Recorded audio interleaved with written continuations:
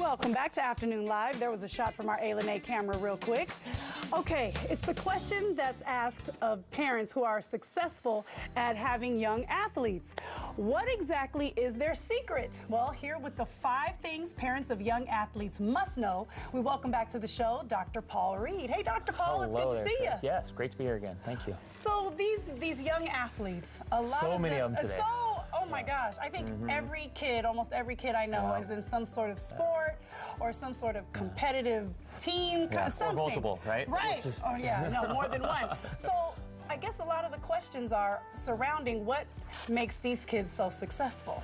Yes, so I think the ones that are having success at some level or not, or their parents are helping them have fun, right? So, that's the first tip, so you gotta have fun. Personally think that that's probably the most important thing. Having learned sometimes the hard way with my kids, they're a senior in high school and a sophomore, so having gone through experience with that, seeing other parents and stuff my wife and I learned, I think letting the kids have fun, no matter what the sport, will create a positive experience, make them want to come back, right? Because you want them to want to show up next Saturday for that soccer game or basketball game and whatnot. So what happens? Because some kids seem like they're really good at a sport, but they're not having a lot of fun. And so what happens? The parents sort of just keep pushing them because we see the talent and we see what could happen down the line, like college scholarships. Just saying, because it's so expensive, right? And then the kids aren't enjoying themselves, so then they're not going to be very successful. Round,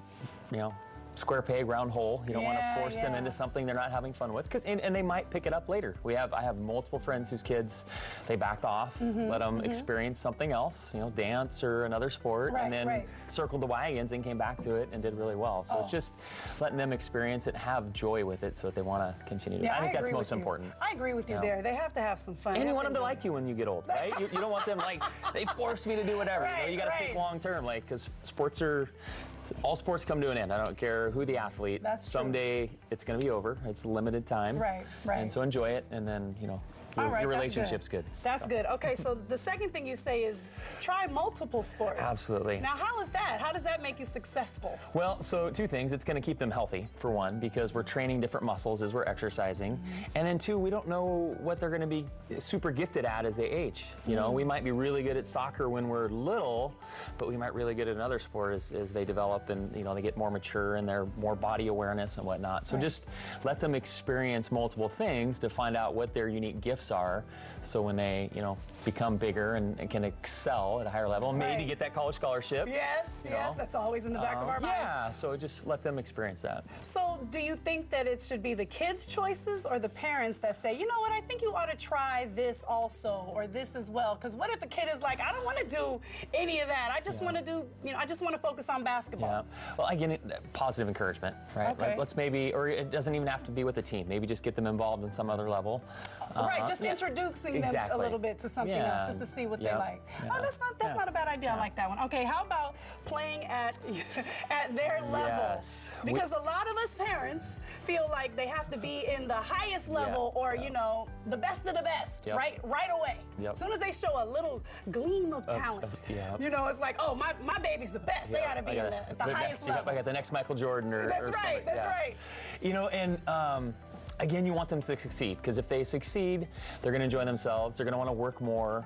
And so if we, unfortunately, with today's world, when I was growing up, we didn't have like intermediate, moderate, and super levels of teams. And if you place a kid too high, they're not going to have as much fun. They're going to fail more because they're playing against kids that are, maybe at that time more developed. Maybe not, a year, 5 years down the road. But if you're pushing them to keep up with, the player that's a little bit better, then they're going to get discouraged. Their self-image is going to go down about that, and then they might not become who they're supposed to become because we were, again, forcing them into that hole. So and then the opposite, right? You don't want to keep your kid who's like super excelling in the beginner's phase, and just because you like it, you liked all that, and then don't want to help encourage them to move along and because there is, the more challenging the play, the more we're going to develop. But again, there's that balance of like, is this encouraging Johnny to get better? Or is it pushing him, in the wrong direction? So. Okay, so let's get to this next tip. This is a good one.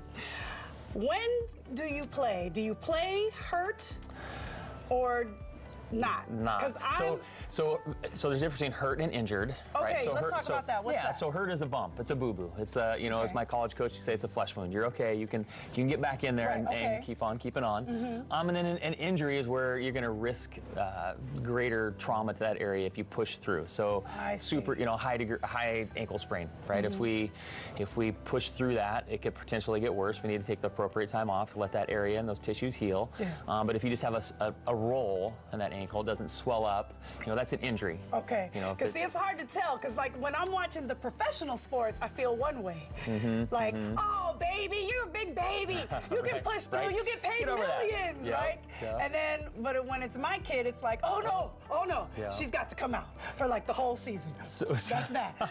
Well, again, there's good and bad in that. So we want to teach them to play through adversity, right? So a little bump and bruise isn't necessarily bad, but we don't want them to have an injury that's gonna, down the road, again, as they're aging, potentially expose them to a higher level of injury because that area got weak. So again, it's being privy to what's going on with your kid and making the best decisions. So difficult. Okay, here's your last tip. You say support their wins and their losses. Yes. This is a key to having a successful youth athlete. Yes, and again, it's trial and error, right? So this is getting up there, so I've learned through things that I have done and haven't done. And so we found asking our kids what they thought of that game more than telling. In the car ride home, a lot of parents want to tell you should have done this. Right. You should have done that. Why didn't you? Instead of saying, hey, what did you think of that game? What would you done different if you were to redo it?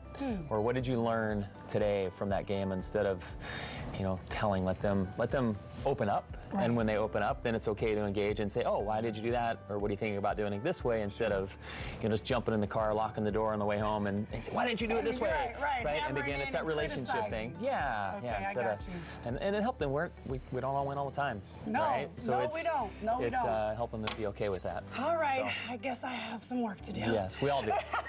Thank you so much, Dr. Paul. You're welcome. What we're going to do for you is have more information about Dr. Paul and those 5 tips on our website.